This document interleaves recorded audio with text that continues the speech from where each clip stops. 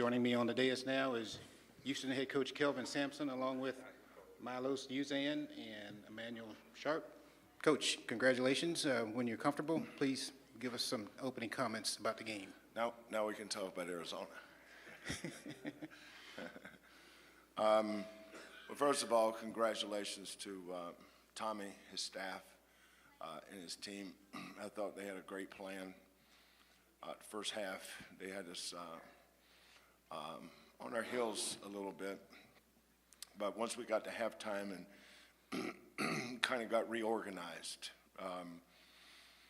and did a much better job of attacking their defense, looking for the matchups that we thought we had a chance to win. And then once, Milos and Malik, Emanuel and LJ, they're our best shot makers. You know, the thing about not having J.Y. Roberts, he's our best scoring big. So we didn't have him to throw it to. We couldn't throw it inside. So, we weren't going to manufacture a lot of shots in the paint unless the ball was driven into the paint. But, Visar is such an excellent pick-and-roll defender. But we kept him out of all the pick-and-rolls the second half. We didn't set one ball screen. We ghosted every screen, and that allowed us to get into paint. And once we got in the paint, we could either spray it or shoot it. And, we listed 2 or 3 guys that we felt like if we could get any of these three in an ISO in space, drive them. And then that allowed us to get to the offensive boards. If your bigs are always setting ball screens and rolling, ball shot, they're never in a position offensive rebound. And that's why we weren't getting any the second half. I think JBR had 5 for the game. Malik had 2. Then we had a bunch of tips that we kept alive that we came up with. But Arizona's a good team, very athletic on the perimeter, huge inside. We were undersized, but not under-toughed. Our kids were tough today. Okay, our first question is going to be here on the left on the second row. David Smale, Field Level Media. Last night, Coach, you told us that you already had won the Big 12 championship, and this was just a fun little 3-day tournament. How important is it to validate with this tournament? Well, that kind of sounds a little too trivial.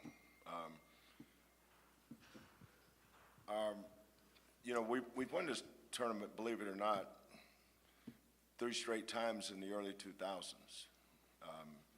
That was when it was on a Sunday, and we had to hustle upstairs at Kemper to make it on time for the Selection Sunday.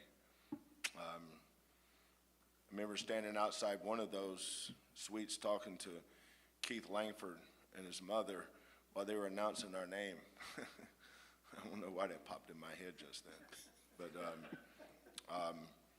but those were the days, huh? The Saturday thing makes a lot more sense. But I think the thing and this is why they should always keep this tournament in Kansas City, is the forerunner to the Big 12 was the Big 8. And I know that I'm the only guy coaching still that was a head coach in the Big 8. I think I was a head coach in the Big 8 for 3 years. My first year was 94, 95, 95, 96, 96, 97. I can't remember the first year of the Big 12. But Eddie Sutton, Danny Nee, Norm Stewart, Old Hearns Arena. I don't even know the name of the new one. But those guys taught the new guy a lot. I learned a lot from those old guys in the old Big 8. But you think about the tradition that those schools have, and now, of course, the first year of the Big 12, it was Missouri and Nebraska, Texas A&M, no TCU. TCU wasn't in it. It was Baylor, Texas A&M, Texas Tech, and Texas. Those were the 4 Texas schools. Then OU and OSU, and then the other northern schools. What a great league it was then. A lot more intimate. Of course, you don't have the diversions and distractions that you have now. But proud to represent the Big 12. You know, I'm not going to come off my statement that the Big 12 champion is decided over 10 weeks, though. But it's an honor for our kids. I'm glad our kids get to come to the tournament. Had we lost today, this would have been a great experience for them. You know, you're not going to win every game you play. And winning this tournament is awesome for the team that wins. But it's for the team that loses, it's not the end of the world. Arizona's going to have a good seed, and they're going to be a tough out in the NCAA tournament next week. And 2 weeks from now, nobody's going to remember they lost to Houston in the Big 12 tournament, except maybe our fans. They may, or our kids. But you know, it's been an awesome year, especially considering how we started and the journey that these kids have had. Just really proud of them and the staff. Let's go to the left side here with Dennis Dodd. Dennis Dodd, CBS Sports. Kelvin, as long as we're going to reminisce, first time in this game, there's been no old Big 8 team. But that's not. What'd you say? First time in this game, the championship game, there's never been an old Big 8 team. But that's not my question. I was just reminiscing with you. Yeah. That's right. 2 newbies, right? Right. We're kind of older newbie. They're kind of the new newbie. There was a point in the second half where it almost seemed like Milos was not only bringing up the ball, but the team was almost like clearing out for him on every possession. I wonder if that was accurate. Is that accurate observance? And just talk about his difference in joining the second half. Second half. Yeah. And When we played them, when we beat them in Tucson, you know, we had a clear game plan going in, and it was awesome. Worked. We got L open for some threes. Emanuel had been out for about 10 days. He missed some games, and that was his first game back. I think he was 0 for 7. But we have this series we call our push series, where we do a couple of things out of it. And Milos he's the best ambidextrous point guard and pick and roll that I've had. I've had some that was probably better going right, and maybe a left-hander I've had. I can't remember. I don't think I've ever had a left-hander. But he goes left and right equally good. So if you jump up and push him to his left, there's no difference in that and his right. But Arizona did a really good job with the game plan. So what we did at halftime was we stayed away from any big pick and roll. Visar was too good at it. Waka's size. What we did was, instead of set the screen, we ghosted the screen. And by ghosting the screen, that allowed us to turn the corner and get downhill without anybody in front of us. A regular pick and roll, at their place, they drop coverage, right, Milos? They were in drop coverage, so we got downhill because of where they put their big. Here they put him at the line of scrimmage, and we couldn't turn the corner because they're so huge and agile. Visar and Awaka are both really good athletes. So the second half, we didn't set screens with our fives. We set screens with our guards. And then once we set the screen, we call them ghosts, where you saw the screen, then you slip out, and now we can get downhill behind it. Our kids are good one-on-one players.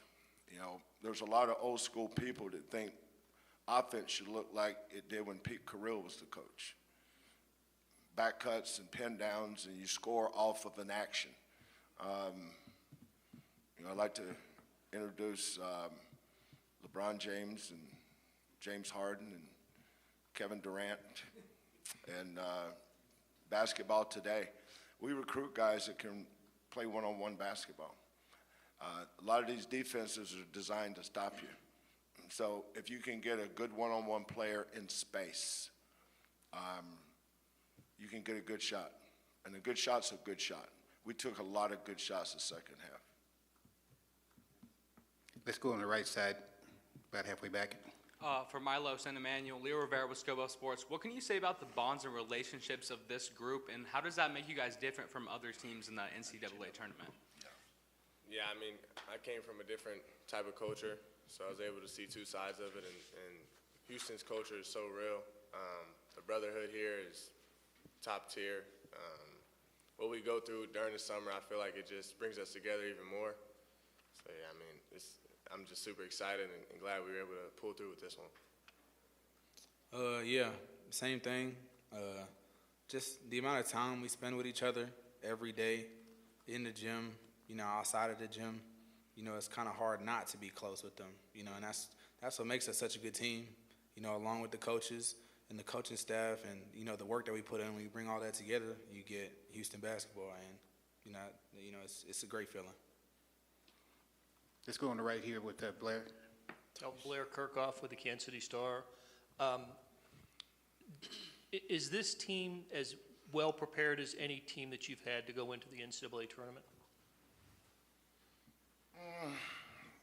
The team I had in 2002, I thought could beat anybody in the country.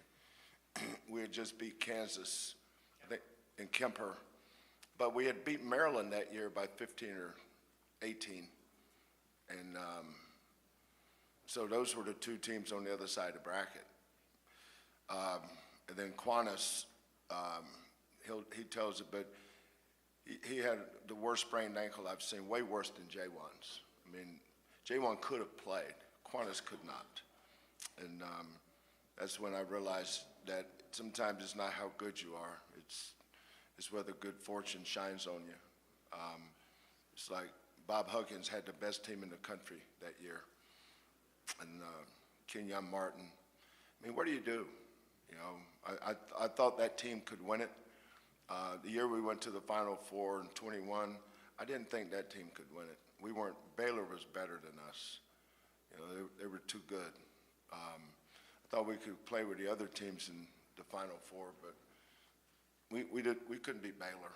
And 22, Bill's team won it. I don't think that's the best team Bill's ever had. So I thought we had a chance that year. Last year's team, when Arsenault tore his Achilles, just running down the floor against A&M, and then JoJo broke a bone in his foot, we still figured a way to win. But that's because we had the best player in the Big 12 in Jamal Shed. And then, and I still thought we could get to the Final Four with that team. But obviously, UConn and UConn and Alabama, Purdue, those teams were so good, and Connecticut was special. But this team, we played Auburn, and we played Alabama. I don't think we're better than either one of those teams. I think we can play with them. Okay, let's go on the right here on third row. Bruce Pasco, Arizona Daily Star. Kelvin, you guys 3 years ago, Arizona was ranked #1. You're being pretty good. I think Tommy's talked a lot about that game and how it kind of spurred him to want to build a tougher team. And I didn't know from your perspective, you've seen them twice this year. Do they seem differently built, or the way they execute at all this year? They were #1 in the nation, or #1 seed. Excuse me, yeah. #1 seed. Yeah, they were #1 seed. I thought that team was pretty tough.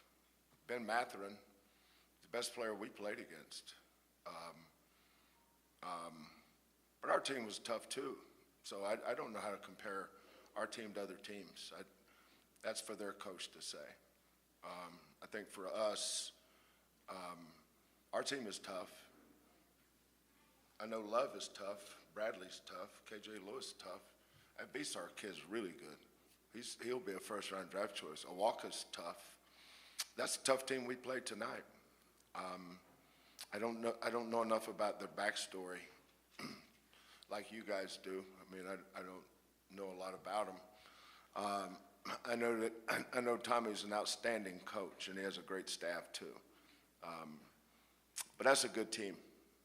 They get the right draw, they can play for a long time next week and the following week. Okay, any other questions? Okay, Coach, thank you very much. Good luck next week.